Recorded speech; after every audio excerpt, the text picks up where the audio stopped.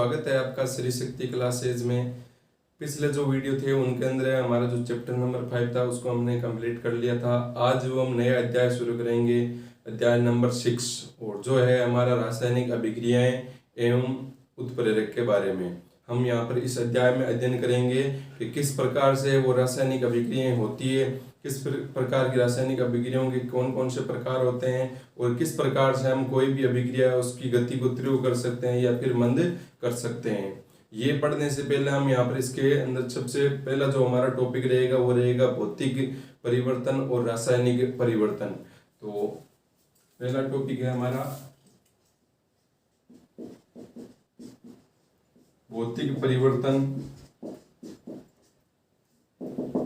कि भौतिक परिवर्तन है वो क्या होता है। तो देखो, आपने देखा होगा अपने दैनिक जीवन के अंदर है, जैसे कोई कागज का टुकड़ा है तो आप कागज के टुकड़े को फाड़ दोगे, तो कागज के टुकड़े को फाड़ने से क्या होता है, फिर वापस आप उस फाड़ने के बाद वापस उस कागज के टुकड़े को प्राप्त कर सकते हो, वापस से नया कागज का टुकड़ा बना सकते हो उसको गलाकर।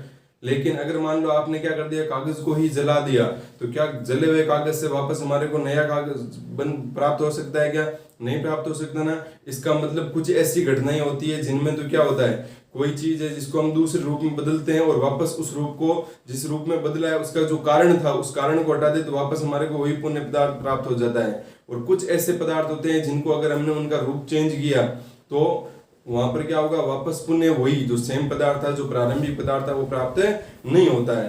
तो यहाँ पर हम इसी के बारे में सबसे पहला पढ़ेंगे, भौतिक परिवर्तन। तो भौतिक परिवर्तन में क्या होता है, ये वे पदार्थ होते हैं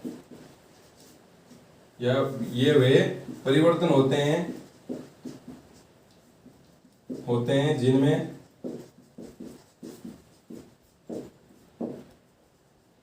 भौतिक गुण पदार्थ के भौतिक गुण वे अवस्था में परिवर्तन होता है।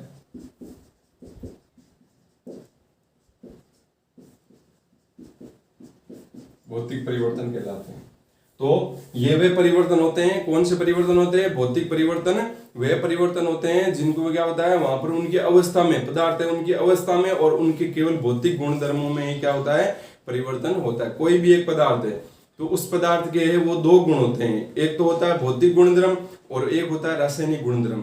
जैसे ये कोई पदार्थ है तो ये पदार्थ, तो ये देखो बाहर से कैसा दिख रहा है, ये सफेद भाग है, इसका ब्लैक भाग है, ये सारी चीजें हैं, ये इसका एक रासायनिक भाग है, सॉरी भौतिक भाग है, इसका भौतिक गुणधर्म है ये। लेकिन अंदर से इसके अंदर कौन सी सही मतलब डाली जा रही है यहाँ पर, और किस प्रकार से यहाँ पर जो सही है वो यहाँ से बाहर आ रही है, तो वो उसका हो गया रासायनिक गुण। तो कोई भी पदार्थ तो उसके दो गुण होते हैं, एक तो भौतिक गुण और एक होता है रासायनिक गुण। भौतिक गुणधर्म है हमारे को बताता है उसका रंग कैसा है, उसकी गंध कैसी है, इन चीजों के बारे में बताता है। लेकिन रासायनिक जो गुण होते हैं वो बताते हैं कि पदार्थ किस प्रकार से कार्य कर रहा है, किन किन के साथ में अभिक्रिया कर सकता है, तो वो रासायनिक गुणधर्म होते हैं। तो भौतिक जो आपके परिवर्तन है वो क्या होते हैं, इस परिवर्तन में क्या होते हैं, ये वो परिवर्तन होते हैं जिनमें पदार्थ के भौतिक गुण और अवस्था में तो क्या होता है, परिवर्तन होता है, वो भौतिक परिवर्तन कहलाते हैं। इसका एक और अच्छा उदाहरण है हमारे पास में, जैसे जल है, ठीक है, लिक्विड द्रव अवस्था में रहता है। जब हम उसको ठंडा करते हैं तो वो किस में बदल जाता है, आपका बर्फ में बदल जाता है, और वापस से उसको क्या करते हैं, बर्फ को उसको वापस से गर्म करते हैं तो वापस किस में बदल जाता है, मतलब वापस से द्रव्य में बदल जाता है। और द्रव्य को अगर गर्म करते हैं तो किस में बदल जाता है, वाष्प में बदल जाता है। और वाष्प को अगर वापस से संघनित कर लेंगे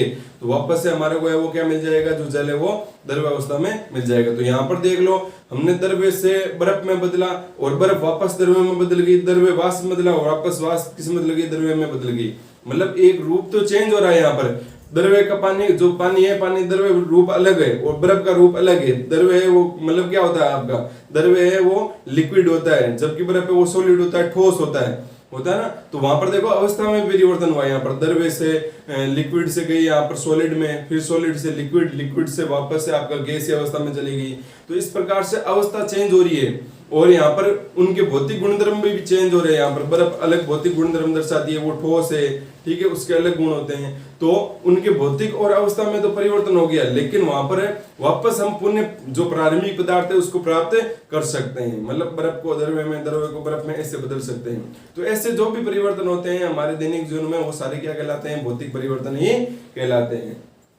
तो भौतिक परिवर्तन का एक उदाहरण देखें तो जैसे H2 है, तो H2 मान लेते हैं यहाँ पर ये द्रव्य अवस्था में है। तो H2 है वो क्या करता है? H2 को जब हम क्या करेंगे? गर्म करेंगे, तो गर्म करने पर ये किस में बदल जाएगा? वाष्प में। H2 है वो किस में बदल जाएगा? वाष्प में बदल जाएगा।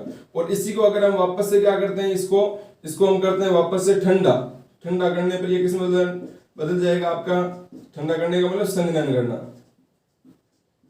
करना।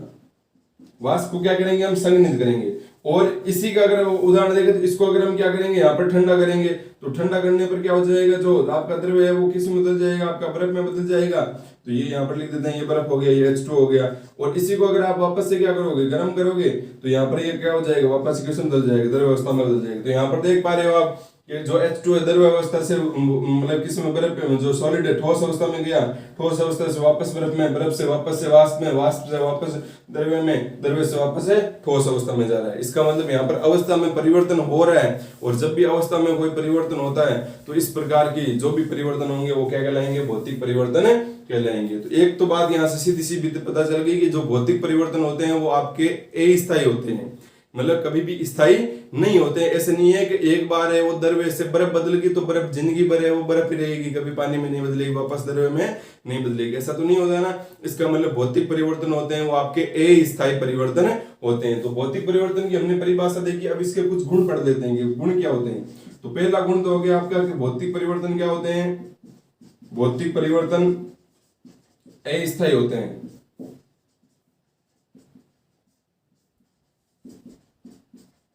दूसरा जो इसका गुणधर्म है कि भौतिक परिवर्तन में कोई भी नया पदार्थ नहीं बनता है। भौतिक परिवर्तन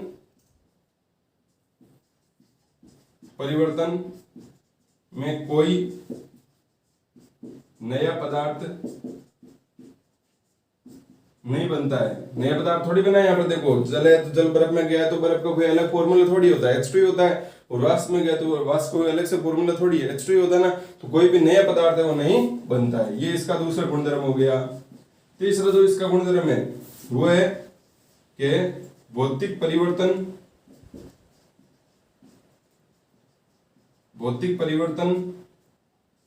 में वापस मतलब पुनः प्रारंभिक पदार्थ प्राप्त किया जा सकता है।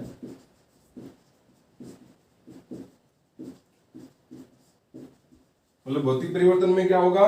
पुण्य जो हमारा जो भी हमने प्रारंभिक पदार्थ लिया है उसको अगर हमने बदला, अलग रूप में बदला, तो वापस हम उसको क्या कर सकते हैं? प्रारंभिक रूप में वापस उसको लेकर आ सकते हैं। तो ये आपके कुछ हो गए थे भौतिक गुणधर्म के गुण। जो भौतिक परिवर्तन है उसके गुण हो गए। भौतिक परिवर्तन अस्थायी होता है।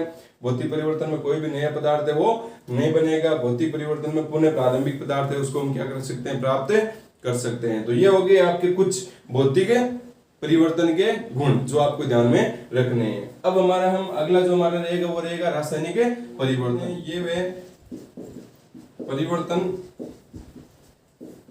होते हैं जिनमें पदार्थ के रासायनिक गुण व संगठन में परिवर्तन होता है। पिछला जो हमारा था भौतिक परिवर्तन, उसके अंदर पदार्थ के भौतिक गुणधर्म और अवस्था में परिवर्तन होता था। और यहाँ पर क्या होता है? पदार्थ के रासायनिक गुण और रासायनिक गुण और जो संगठन है उनमें परिवर्तन होता है। और ध्यान रखना, जो रासायनिक परिवर्तन होता है, रासायनिक परिवर्तन में है आपका एक नया पदार्थ ही बन जाता है। जैसे कोयला है तो कोयले को हमने क्या किया? कोयले को हमने जो है उसको वायु की उपस्थिति में जलाया। तो कोयले को जब वायु की उपस्थिति में जलाएंगे तब वहां पर वो बन जाएगा आपका कार्बन डाइऑक्साइड में निकल जाएगा। कार्बन डाइऑक्साइड बन गया। जैसे उदाहरण देखो, जैसे कोयला है, जैसे कार्बन ये इसको, ये कोयला, कोयला। तो कोयले को जब क्या किया, वायु की उपस्थिति में जलाया। अब कोई भी वस्तु है वो बिना ऑक्सीजन की उपस्थिति में जल नहीं सकती, तो यहाँ पर कोयला जैसे वायु की उपस्थिति में इसको जलाया गया तो ये बदल गया आपका CO2 में, मतलब इसमें कार्बन डाई ऑक्साइड में। तो यहाँ पर देखो क्या हुआ, क्या हम यहाँ से कार्बन डाइऑक्साइड से वापस जो गैस है उससे वापस कोयला प्राप्त कर सकते हैं क्या? नहीं कर सकते ना यहाँ पर। इसका मतलब ये जो हमारा परिवर्तन हुआ वो कौन सा परिवर्तन हुआ? ये परिवर्तन हमारा हुआ है वो रासायनिक परिवर्तन हुआ है। मतलब यहाँ पर कोयला था, कोयले को वायु की उपस्थिति में जलाया तो यहाँ पर बन गई कार्बन डाइऑक्साइड गैस, और कार्बन डाइऑक्साइड गैस है वो आपकी मतलब गैस है, ये नाम से पता चल रहा है यहाँ पर। तो इसका मतलब गैस से क्या हम वापस से कोयला बना सकते हैं? नहीं बना सकते। लेकिन पिछले वाले जो कंडीशन था वहां पर क्या था कि जल से हम जल को द्रव्य से ठोस में जा सकते थे, ठोस से वापस द्रव्य में आ सकते थे, और वापस द्रव्य से वाष्प में जा सकते थे। लेकिन क्या यहाँ पर कर सकते हैं? गैस से वापस ठोस में आ सकते हैं? नहीं आ सकते हैं। इसका मतलब ये जो ऐसे परिवर्तन होते हैं वो कौन से परिवर्तन होते हैं? आपके रासायनिक परिवर्तन होते हैं। और रासायनिक परिवर्तन होता है उसमें एक नया ही पदार्थ बनता है। देखो यहाँ पर पहले कार्बन था केवल, लेकिन यहाँ पर देखो अब क्या बन गया? CO2। तो रासायनिक परिवर्तन में एक नया है वो क्या बनता है? आपका पदार्थ बनता है। और यहाँ पर एक बात और पता चल रही है कि रासायनिक परिवर्तन में ये जो परिवर्तन होते हैं वो क्या रहते हैं? आपके स्थायी परिवर्तन होते हैं। वापस से इनको हम इनका जो प्रारंभिक पदार्थ है उनको प्राप्त नहीं कर सकते। तो ये रासायनिक परिवर्तन हमने देख लिया। अब हमें रासायनिक परिवर्तन के क्या लिखते हैं? गुण लिखते हैं। रासायनिक गुण। तो रासायनिक गुण क्या होते हैं? ये परिवर्तन स्थायी होते हैं। ये परिवर्तन क्या रहेंगे? आपके स्थायी रहेंगे। वापस से इनसे हम मतलब पुनः अपना प्रारंभिक पदार्थ को प्राप्त नहीं कर सकते हैं। कोयले से कार्बन डाइऑक्साइड बन गया तो अब कार्बन डाइऑक्साइड ही रहेगा, वापस से कोयला नहीं बनेगा। तो इसका दूसरा जो पॉइंट है वो क्या हो जाएगा? ये या इस प्रकार के परिवर्तन में पुनः प्रारंभिक पदार्थ प्राप्त नहीं होता है। मतलब पुण्य प्रारंभिक पदार्थ होगा वो प्राप्त हमारे को नहीं होगा। ये इसका दूसरा गुण हो गया। तीसरा जो इसका गुण हो गया, रासायनिक परिवर्तन में नए यौगिक का निर्माण होता है। निर्माण होता है। और चौथा एक गुण आप लिख सकते हो कि भाई रासायनिक परिवर्तन होता है उसमें केवल पदार्थ के वो रासायनिक गुण में ही क्या होता है? परिवर्तन होता है यहाँ पर। और भौतिक परिवर्तन है तो भौतिक परिवर्तन में क्या होता है? पदार्थ के भौतिक परिवर्तन जो भौतिक गुण है उनमें क्या होता है? परिवर्तन होता है। तो ये हो गया आपका रासायनिक परिवर्तन। रासायनिक परिवर्तन क्या होता है? रासायनिक परिवर्तन का एक उदाहरण देख लिया हमने, और ये आपके रासायनिक परिवर्तन के क्या हो गए? कुछ गुण हो गए। इसका आप और भी उदाहरण देख सकते हैं रासायनिक परिवर्तन के। जैसे दूध से आपका दही बनना है तो दूध से दही बनता है, तो वापस से दही से क्या हम दूध बना सकते हैं? नहीं बना सकते ना। तो ये भी एक रासायनिक परिवर्तन का ही उदाहरण है। तो ये हो गए हमारे रासायनिक परिवर्तन। अब हम आगे पढ़ेंगे, हमारा जो टॉपिक रहेगा रासायनिक अभिक्रियाएं, उनके बारे में पढ़ते हैं। रासायनिक समीकरण, ये हमारा अगला टॉपिक रहेगा। रासायनिक समीकरण किसे कहते हैं? देखो परिभाषा लिखता हूं मैं इसकी।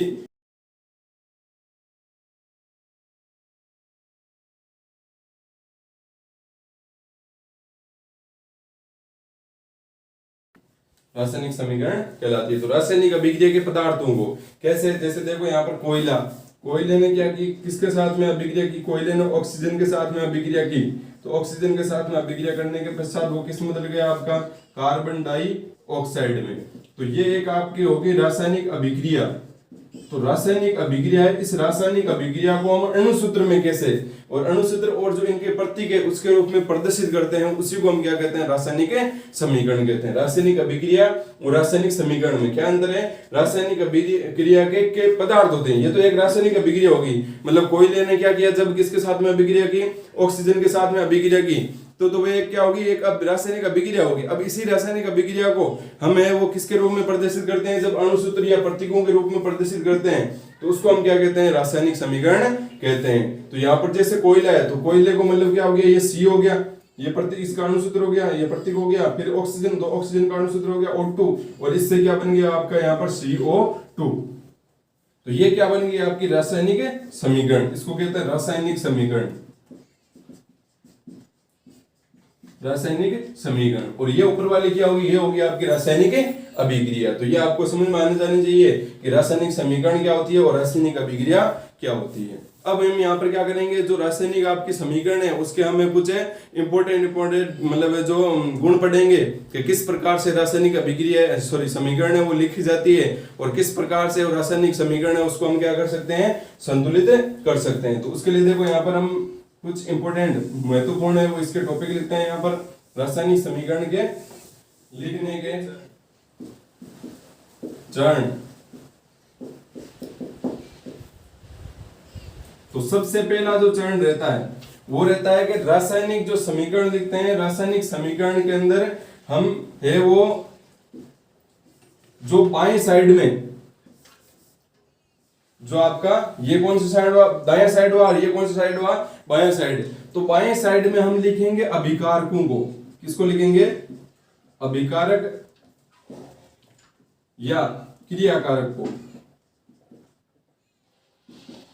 बाईं साइड में लिखेंगे। तो यहां पर जो भी हमारे अभिकारक या क्रियाकारक मतलब जिसको भी हमारे को एक रूप में, जैसे कोयला लिया तो कोयला क्या हो गया आपका अभिकारक हुआ या फिर क्या हुआ, क्रियाकारक हुआ।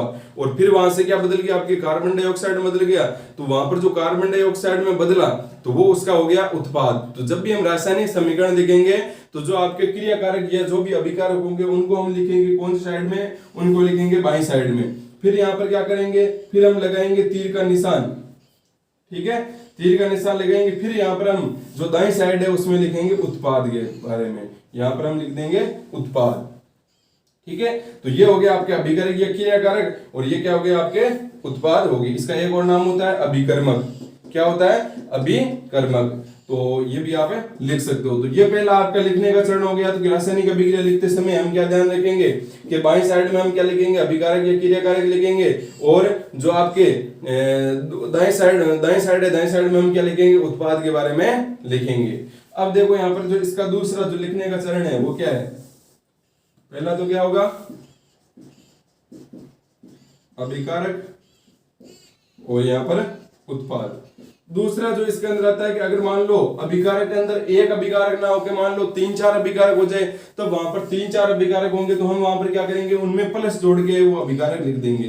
तो जैसे आपको अभिकारक लिखना है तो अभिकारक है कोई 2-3 अभिकारक हो गए तो अभिकारक फर्स्ट हो गया और प्लस अभिकारक सेकंड है, उसको आप क्या करोगे, आपस में किससे जोड़ोगे, प्लस के निशान से जोड़ोगे। और इस प्रकार से वापस से आपको ध्यान रखना है, कभी भी रासायनिक समीकरण लिखते हो तो रासायनिक समीकरण में आपको है वो तीर का निशान ऐसा ही लगाना है, ना आपको यहाँ पर बराबर करना है ना कुछ और प्रकार के करने हैं। यहाँ पर ऐसा ही समीकरण आएगा, यहाँ पर ध्यान रखना है। जब मैं बता दूंगा कि कहाँ पर आपको चेंज करना है वहीं पर आपको चेंज करना है। और जितनी भी अभिक्रियाएं आप बराबर का चिन्ह तो वहां पर लगा ही नहीं सकते, ये ध्यान रखना है। तो यहाँ पर क्या हो गया, एक से अधिक अगर आपके अभिकारक हो जाते हैं तो आप बीच में क्या लगा दोगे, प्लस का चिन्ह लगा दो। जैसे आपका कार्बन था और प्लस एक क्या था, O2 था, तो यहाँ से क्या बन गया था आपका CO2 बन गया था ना यहाँ पर। तो देखो ये एक अभिकारक था, ये भी एक अभिकारक है, लेकिन ये जो बना आपका CO2 वो क्या होता है, आपका उत्पाद होता है। तो ये इस प्रकार से उत्पाद हो गया। और उत्पाद में भी यही बात लागू होती है कि उत्पाद अगर 2 या 2 से अधिक होते हैं तो वहां पर भी हम क्या कर सकते हैं, प्लस का चिन्ह लगा कर वो उत्पाद को लिख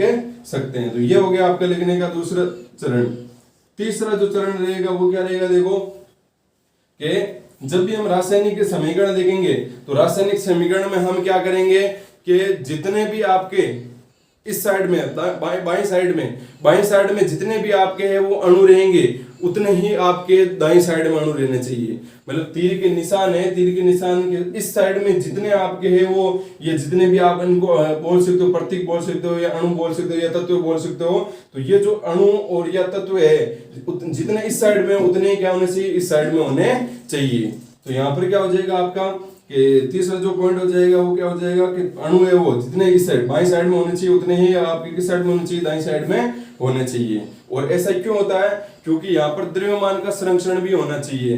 क्योंकि यहाँ पर देखो कार्बन होगा तो कार्बन का क्या होगा, कुछ ना कुछ द्रव्यमान भी होगा, इसका भी द्रव्यमान होगा।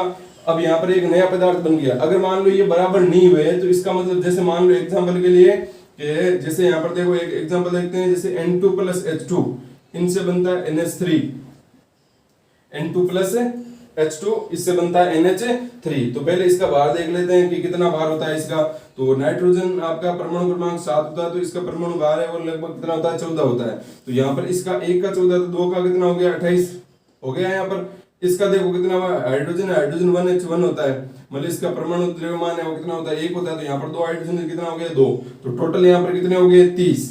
तो टोटल जो परमाणु द्रव्यमान है वो कितना हो गया, 30 ग्राम हो गया। अब यहाँ पर देखो, यहाँ पर कितना होगा, नाइट्रोजन है, तो नाइट्रोजन का जो 1 का नाइट्रोजन का कितना होता है, 14, और प्लस का 1 कितना हो जाएगा, 3 हो जाएगा। तो मतलब कितना हो गया, 14 और 3 कितना हो गया, 17। तो इसका मतलब यहाँ पर देखो दोनों का द्रव्यमान है वो बराबर नहीं है, यहाँ पर 30 है और यहाँ पर 17 है। और यहाँ पर फिर ये जो नया ये द्रव्यमान गया तो फिर कहाँ पर गया, तो क्योंकि जैसे ऊर्जा का संरक्षण होता है कि जैसे हम ऊर्जा को ना तो उत्पन्न कर सकते हैं ना ही नष्ट कर सकते हैं, वैसे द्रव्यमान का भी एक नियम है कि द्रव्यमान है उसको तो ना तो हम उत्पन्न कर सकते हैं ना ही उसको क्या कर सकते हैं, नष्ट कर सकते हैं। उसको भी हम क्या कर सकते हैं, एक रूप से दूसरे रूप में ही बदल सकते हैं। इसलिए यहाँ पर द्रव्यमान संरक्षण होना आवश्यक है। तो रासायनिक समीकरण जब भी लिखते हो तो जितने आपके बाईं साइड में अभिकारक या उत्पाद रहेंगे या जितने भी अणु या जो परमाणु रहेंगे उतने ही आपके दाईं साइड में रहने चाहिए। और क्यों रहने चाहिए उसका कारण बता दिया कि दोनों साइड में द्रव्यमान है वो आपका बराबर रहना चाहिए यहाँ पर, क्योंकि बराबर नहीं रहेगा तो फिर ये जो द्रव्यमान है वो कहाँ पर गया, या फिर बोल सकते हो कि द्रव्यमान संरक्षण नियम के क्या है, खिलाफ है अगर हम ऐसा करेंगे। तो इसके लिए हमारे को क्या करना होता है, ये तो हमने देख लिया। चौथा जो पॉइंट रहेगा कि इसके लिए क्या करेंगे, अगर मतलब बराबर नहीं है तो फिर क्या करेंगे, फिर यहाँ पर हम क्या करेंगे, यहाँ पर इन अणु के साथ में क्या जोड़ देंगे, अणु के साथ में हम कुछ संख्या जोड़ देंगे, ठीक है। और कुछ संख्या मतलब कुछ जो भी हमारे को सुटेबल लगती है कि ये सही रहेगी, इससे बराबर हो जाएगा, तो यहाँ पर अणु के साथ में कुछ संख्या है वो जोड़ देंगे। तो संख्या जोड़ने पर हमारी क्या हो जाएगी, ये इस साइड में जितने अणु है और उतने ही इस साइड में अणु या परमाणु हो जाएंगे। और इस प्रकार से हमारी क्या हो जाएगी, रासायनिक समीकरण वो क्या रहेगी, संतुलित रहेगी। अभी हम पढ़ेंगे कि रासायनिक समीकरण को संतुलित कैसे करते हैं। अब हम इसका जो 5वां पॉइंट देखते हैं, तो 5वां पॉइंट क्या है कि जो रासायनिक समीकरण को हमने संतुलित किया, रासायनिक समीकरण है उसको हमने संतुलित किया, तो उस समीकरण को संतुलित करने की जो विधि होती है उसको क्या कहते हैं। तो रासायनिक समीकरण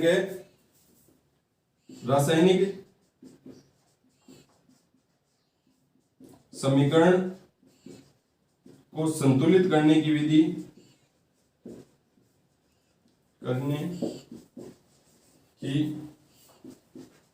विधि को अनुमान विधि, ध्यान रखना है, क्या कहते हैं, अनुमान विधि, या इसका इंग्लिश नाम होता है या हिट एंड ट्रायल मेथड या विधि कहते हैं। रासायनिक समीकरण है उसको संतुलित करने की जो भी विधि होती है उसको हम क्या कहते हैं, अनुमान विधि, या क्या कहते हैं उसको, हिट एंड ट्रायल विधि कहते हैं। अब देखो रासायनिक समीकरण संतुलित करना, रासायनिक समीकरण को संतुलित करना, रासायनिक अभिक्रिया को हम कैसे संतुलित करते हैं। तो इसके लिए देखो यहाँ पर आपके बिल्कुल आसान है कि रासायनिक समीकरण को आप जब भी संतुलित करते हो तब आप ऑक्सीजन तथा हाइड्रोजन को एक बार छोड़ दोगे, ऑक्सीजन तथा हाइड्रोजन को छोड़कर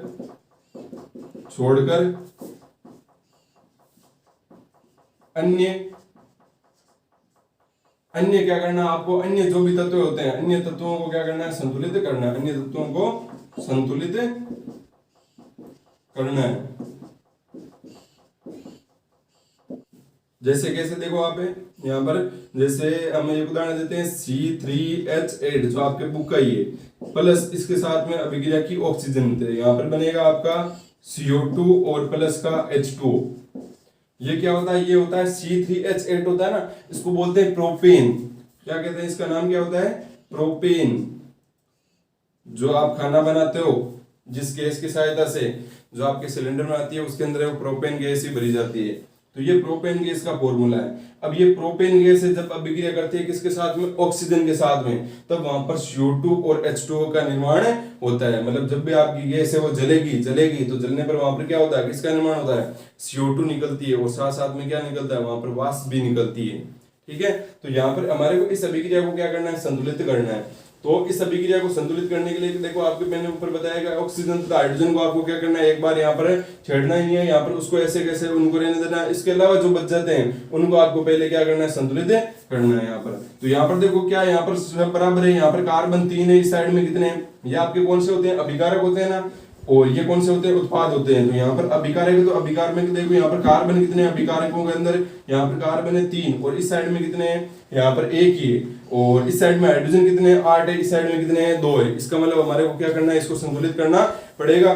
तो यहाँ पर संतुलित करने के लिए हम यहाँ पर क्या करेंगे, पहले ऑक्सीजन हाइड्रोजन को छोड़ के बाकी जो भी अन्य तत्व है उनको क्या करेंगे, हम संतुलित करेंगे यहाँ पर। तो देखो संतुलित करते हैं, यहाँ पर कार्बन कितने हैं, 3 है, इनको एक बार भूल जाओ। तो यहाँ पर कार्बन 3 है, तो यहाँ पर भी हमारे को कितने करने पड़ेंगे, 3 करने पड़ेंगे। अब 3 हम कैसे कर सकते हैं, ध्यान रखना, हम यहाँ पर कभी भी 3 नहीं लगा सकते हैं, नीचे है वो कभी भी हम जो भी संख्या जोड़ते हैं उसको हम नीचे नहीं लिखेंगे। जब भी संतुलित करते हैं तो ये चीज ध्यान रखना कि हम यहाँ पर नीचे कभी भी नहीं लिख सकते। यहाँ पर हमारे को क्या करना है, बस इसकी संख्या बढ़ा देंगे, यहाँ पर 3 कर देंगे। तो ये जो 3 होगा ना वो अपने आप यहाँ पर, अगर कार्बन 1 है तो यहाँ पर 1 यहाँ पर लिख सकते हैं, या नहीं लिखने की कोई जरूरत नहीं होती, 1 को लिखते हैं वैसे भी नहीं है। तो यहाँ पर ये 3 × 1 होगा, तो ये अपने आप कितने कार्बन हो जाएंगे, 3 हो जाएंगे। लेकिन हम यहाँ पर 3 नहीं लिख सकते हैं, ठीक है। और उसका कारण भी है कि अगर मान लो हम 3 यहाँ पर लिख देंगे, फिर यहाँ पर हमारा ये जो ऑक्सीजन संतुलित नहीं होगा, तो वैसे हम कर नहीं सकते। तो आपको ये ध्यान रखना, यहाँ पर हम नीचे नहीं लिख सकते, हमें जो भी है अणु जोड़ने हैं तो हम उनके आगे ही वो क्या करेंगे, वो मान लिखेंगे। तो यहाँ पर क्या हो जाएगा, कार्बन 3 है, तो इस साइड में भी कितने कर देते हैं, ये 3 हो गए, देखो कार्बन 3 हो गए। तो अब कार्बन हो गए, तो ऑक्सीजन या हाइड्रोजन के अलावा वो और कुछ नहीं है। तो अभी हम किसकी बारी आती है, ऑक्सीजन या हाइड्रोजन की आती है। तो हम पहले किसी एक को संतुलित कर लेते हैं, चाहे ऑक्सीजन को करो चाहे हाइड्रोजन करो, जो आपको सरल लगे उसको आपको पहले क्या करना है, संतुलित करना है। तो जैसे बात करते हैं यहाँ पर सबसे पहले कि हम यहाँ पर संतुलित करते हैं ऑक्सीजन को। तो ऑक्सीजन इस साइड में कितने हैं, ऑक्सीजन इस साइड में 2 है, या पहले हम हाइड्रोजन को संतुलित कर लेते हैं क्योंकि हाइड्रोजन यहाँ पर आसान रहेगा। तो देखो यहाँ पर हाइड्रोजन कितना है, इस साइड में हाइड्रोजन है यहाँ पर 8, और इस साइड में कितने हैं, 2 है। तो बताओ यहाँ पर 8 कैसे होंगे। और मैंने हाइड्रोजन को यहाँ पर पहले क्यों संतुलित किया, क्योंकि यहाँ पर देखो हाइड्रोजन यहाँ पर भी 1 है, यहाँ पर भी 1 है, लेकिन इस साइड में ऑक्सीजन देखो यहाँ पर 1 है, यहाँ पर 2 है, इसलिए थोड़ा सा मुश्किल रहेगा। कर सकते हैं, ऐसा नहीं कि नहीं कर सकते हैं, कर सकते हैं, लेकिन थोड़ा आसान तरीका देखते हैं ना हम भी। तो यहाँ पर क्या हुआ, हाइड्रोजन 8 है, तो यहाँ पर कितने हो जाएंगे, यहाँ पर आगे 4 लगा दूंगा मैं, तो कितने होंगे, 4 × 2, ये जो भी आगे लिखते हैं वो यहाँ पर जो भी होता है उससे गुणा होता है। तो यहाँ पर कितना हो जाएंगे, हाइड्रोजन 8 हो जाएंगे। तो यहाँ पर हाइड्रोजन क्या हो गया, बराबर हो गया, अब बच कौन गया, ऑक्सीजन। तो यहाँ पर देखो इस साइड में देखो ऑक्सीजन कितने हैं, क्योंकि यहाँ पर संख्या जोड़ सकते हैं ना हम यहाँ पर। तो इस साइड में देखो कितना, ये 3 है, वो किससे गुणा होगा, यहाँ से गुणा होगा, 3 × 2 कितने हो जाएंगे, 6। तो यहाँ पर 6 ऑक्सीजन, और यहाँ पर कितना हो गया, 4 × 1 कितने हो गए, 4 हो गए। तो 4 और 6 कितने होते हैं, 10। इसका मतलब हमारे को यहाँ पर क्या लिखना पड़ेगा, यहाँ पर 10 हो जाए, इसके लिए यहाँ पर क्या लिख देंगे, 5, क्योंकि 5 × 2 कितना होता है, 10 होता है। तो इस प्रकार से ये हमारी अभिक्रिया वो संतुलित होगी। एक उदाहरण और देखते हैं हम, जैसे KClO3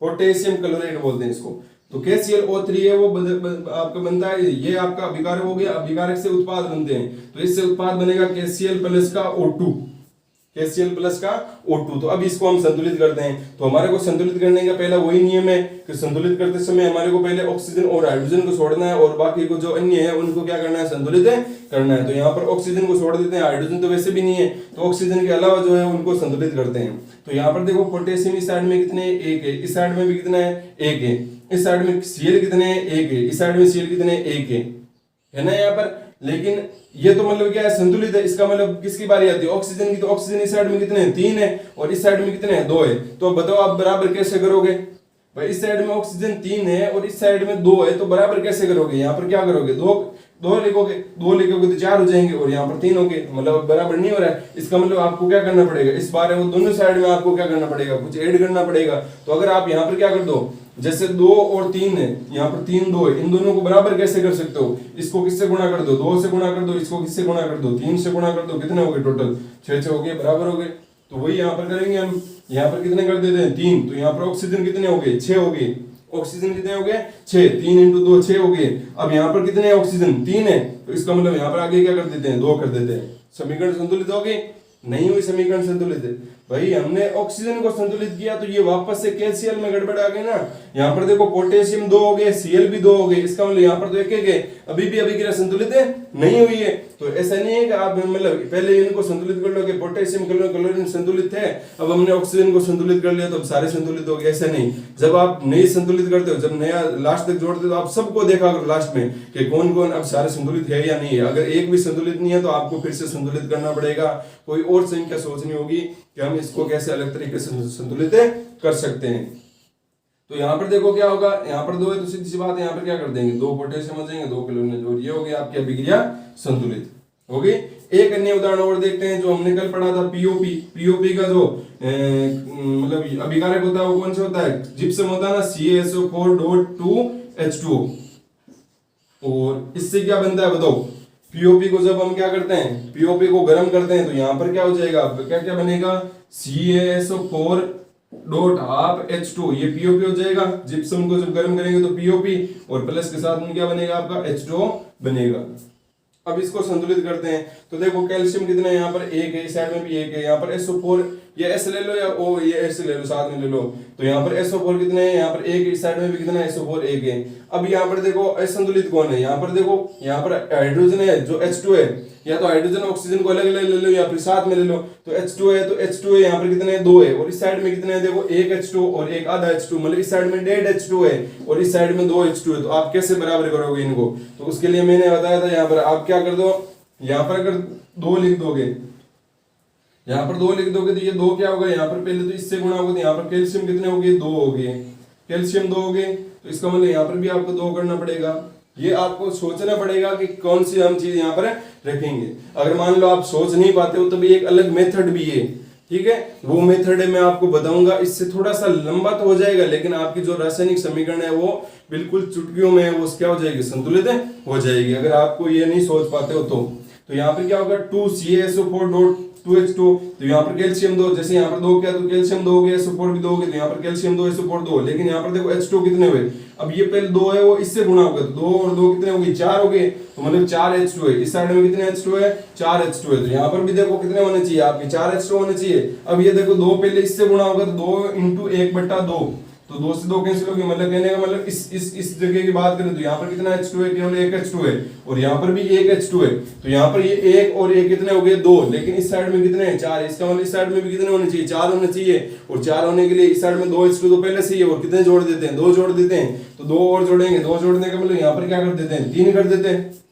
भाई 2 H2 जोड़ने का मतलब यहाँ पर, या तो आप क्या करो 2 H2 जोड़ दो ऐसे, ये लो H2O प्लस का H2, तो इन सबको साथ में लिख दो तो आपके कितने हो जाएंगे 3 हो जाएंगे, या वैसे कर दो, समझना है वैसे आपको। तो यहाँ पर 3 H2 और ये 1 H2, कितने H2 होगी 4 H2, और इस साइड में भी कितने हैं 4 H2, तो ये आपकी अभिक्रिया होगी संतुलित होगी। यहाँ पर आपकी अभिक्रिया संतुलित, तो इस प्रकार से वो आपको क्या करनी है, अभिक्रिया उसको संतुलित करनी है। कोई भी अभिक्रिया लिखते हो आपको उसको संतुलित करना ही करना है, ये इंपॉर्टेंट है, आपको चीजें ध्यान में रखनी है आपको यहाँ पर।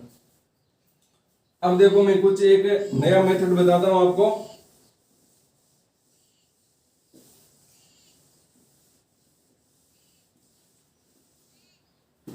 हम लेते हैं ये जो प्रोपेन वाला C3H8 प्लस O2, तो यहां पर बनेगा हमारा CO2 और प्लस का H2, ठीक है। अब यहाँ पर देखो, मान लो आपसे वो संतुलित नहीं हो रही है, ऐसे मान लो आपको पता नहीं चल पा रहा है कि आप 3 को उसको लिखो, या आपने यहाँ पर 3 कर दिया तो ऑक्सीजन में गड़बड़ हो गई, ऑक्सीजन ज्यादा हो गया कम ज्यादा, मतलब कैसे भी नहीं हो के मतलब नहीं हो रही है, संतुलित हो ही नहीं रही है। तब यहाँ पर देखो एक नया मेथड मैं आपको बताता हूँ। आपको क्या करना है, यहाँ पर संतुलित नहीं हो रही, आप यहाँ पर क्या कर दो, इसको A दे दो, भाई ए मतलब आपको पता नहीं है कुछ भी, ए दे दो, इसको बी दे दो, इसको सी दे दो, इसको डी दे दो, ठीक है। जितने भी है यहाँ पर, जितने भी यहाँ पर आपके 10 अभिकारक है तो आप उनको A B C D E F ऐसे दे दो, फिर यहाँ पर आगे आओ आप फिर इनको उत्पादन को दे दो, तो ए बी सी डी दे दिया यहाँ पर। अब आप यहाँ पर क्या देखो कि आपके कितने अलग अलग परमाणु है, क्या है, कितने अलग अलग परमाणु है। तो कितने अलग अलग परमाणु है, एक तो आपका एक कार्बन है दिख रहा है आपको, एक क्या दिख रहा है आपको, एक है वो ऑक्सीजन दिख रहा है, और एक क्या दिख रहा है आपको, हाइड्रोजन। क्या इसके अलावा कोई नया तत्व है, इन 3 तत्वों के अलावा कोई नया चौथा तत्व है, नहीं है, नहीं दिख रहा है मेरे को। तो यहाँ पर देखो कार्बन है, ऑक्सीजन है, हाइड्रोजन है, कोई भी नया चौथा तत्व है नहीं है। इसका मतलब 3 तत्व है, तो 3 तत्व हमने इस प्रकार से लिख दिए। पहला काम क्या होता है, A B C D E F जो भी है जितने भी दे दो। फिर हमारे रहेगा कि यहाँ पर जो भी अलग अलग तत्व है उन अलग अलग तत्वों को लिखो, ठीक है। अब यहाँ पर देखो इस साइड में आपके कार्बन है कितने, इस साइड में कार्बन कितने, 3 कार्बन नहीं, ये इससे भी तो गुणा होगा ना भाई। जैसे यहाँ पर 2 होता है तो 2 इंटू 3 कितना हो जाता है, 6 कार्बन हो जाते हैं। तो यहाँ पर भी कितने कार्बन होंगे, 3 इंटू ए या ए इंटू 3, मतलब यहाँ पर कितने कार्बन है इस साइड में, 3a है। इतने और है क्या यहाँ पर, नहीं है, तो इसका मतलब 3a। अगर मान लो यहाँ पर होता है, यहाँ पर जैसे यहाँ पर होता तो यहाँ पर कितना होता, ये कितना होता, cb होता, मतलब cb होने का मतलब यहाँ पर a का तो मतलब b होता, तो यहाँ पर प्लस करके मैं b लिख देता, लेकिन यहाँ पर है ही नहीं, तो इसका मतलब मैं क्या लिखूंगा, यहाँ पर कितना हो गया 3a, ठीक है। अब जब यहाँ पर लिख दिया तो इस साइड में कोई कार्बन नहीं है, तो आप लगा दो बराबर का चिन्ह। अब आओ आप इस उत्पाद में, तो उत्पाद में देखो आप यहाँ पर कितने कार्बन है, यहाँ पर एक ही कार्बन है, तो C इंटू 1 कितना हो गया C, तो वो इसके बराबर कर दो, ये एक समीकरण बन गई।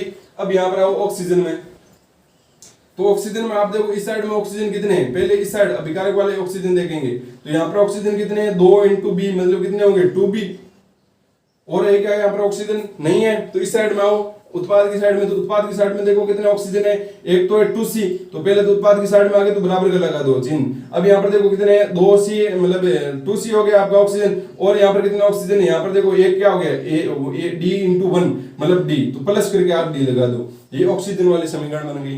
अब यहाँ पर आप क्या कर दो, जो हाइड्रोजन है तो हाइड्रोजन कितने हैं इस साइड में, इस साइड में आगे कितने होंगे 8a, तो यहाँ पर आप लिख दोगे 8a बराबर, उत्पाद की साइड में आते हो तो बराबर कर दिया, यहाँ पर कितना हो गया हाइड्रोजन 2 हो गए 2d।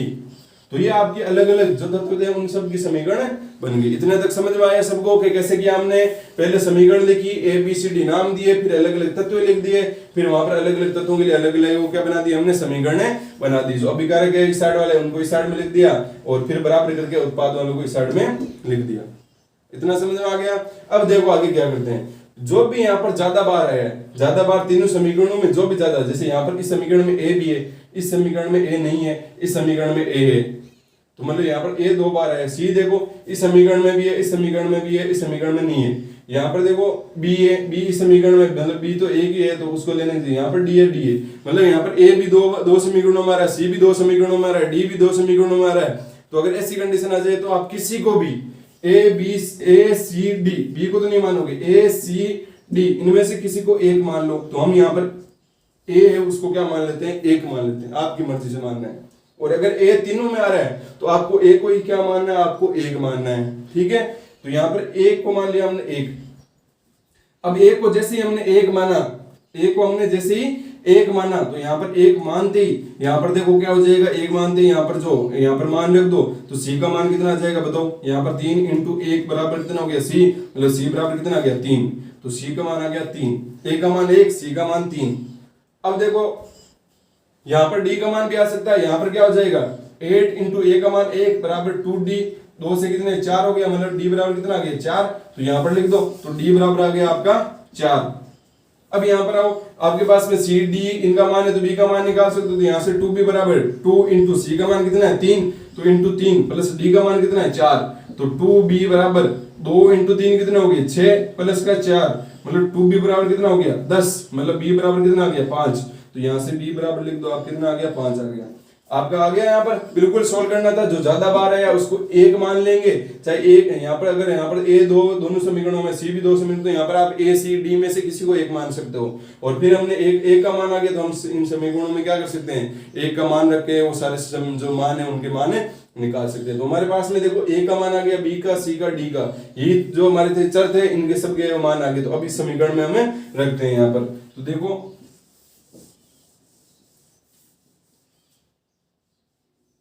ए का मान कितना है 1 है, ठीक है। फिर बात करते हैं यहाँ पर बी था, बी का मान कितना है, बी का मान है 5, ये लो 5 आ गया। फिर यहाँ पर करते हैं सी का मान, तो सी का मान कितना है आपका, सी का मान है 3, ये लो 3 लिख दिया। फिर आपका कौन सा है डी है, तो डी का मान कितना आ रहा है आपका 4 आ रहा है, ये 4 लिख दिया। तो अब देखो क्या ये समीकरण संतुलित है या नहीं, ए को लिखो मतलब कोई फर्क नहीं पड़ेगा, संतुलित है या नहीं। देखो carbon 3, hydrogen 8, hydrogen 4 into 2 8, oxygen 10, 3 2 6 और 4 6 4 कितना हो गया 10। अभी क्या संतुलित हुई कि नहीं हुई, होगी ना यहाँ पर, लेकिन यहाँ पर थोड़ा सा क्या लगेगा, टाइम है वो आपको ज्यादा लगेगा। तो ये जो फॉर्मूला, ये जो मेथड है ना, वो आपके काम में आता है जब आप बड़ी जो अभिक्रियाएं होती है उनको संतुलित करने के लिए।